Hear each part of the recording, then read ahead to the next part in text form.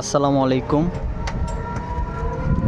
বর্তমানে ভিডিও চিত্রটি ধারণ করছি ময়মনসিংহ নগরীর গুরুত্বপূর্ণ একটি রাস্তা, মেন রোড, জেলা স্কুল মোড়। আপনারা দেখতে পাচ্ছেন ময়মনসিংহ নগরীর যে সিটি কর্পোরেশনের পরিচ্ছন্ন কর্মীরা আছেন তারা কিন্তু মধ্যরাত এখন সেই মধ্যরাত্রে কিন্তু নগরীর যে মেন পয়েন্টগুলো আছে, রাস্তাঘাট, রাস্তা, দোকানপাটের বর্জ্য, বিভিন্ন রেস্টুরেন্টের বর্জ্য, সেগুলো কিন্তু অপসারণ করছে। এটি কিন্তু জেলা স্কুল মোড়। জেলা স্কুল মোড়ের যে প্রধান সড়কগুলো আছে সেই প্রধান সড়কগুলো কিন্তু ইতিমধ্যেই কিন্তু পরিষ্কার করে ফেলা হচ্ছে।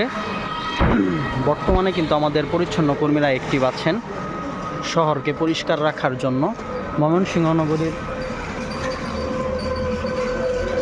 সিটি কর্পোরেশনের মাননীয় প্রশাসক মহোদয় রুকনুজ্জামান রুকুন স্যারের নির্দেশনায় কিন্তু প্রতিনিয়তই রাত্রিকালীন বর্জ্য অপসারণ কার্যক্রমের যে পরিবেশ, যে অবস্থা, সেটি কিন্তু আপনাদের সঙ্গে শেয়ার করছি এবং তুলে ধরার চেষ্টা করছি। আপনারা দেখছেন আমাদের সিটি কর্পোরেশনের পরিচ্ছন্ন কর্মীরা এবং সিটি কর্পোরেশনের ট্রাক দিয়ে কিন্তু প্রধান সড়কের যে বর্জ্য সেগুলো কিন্তু অপসারণ করা হচ্ছে।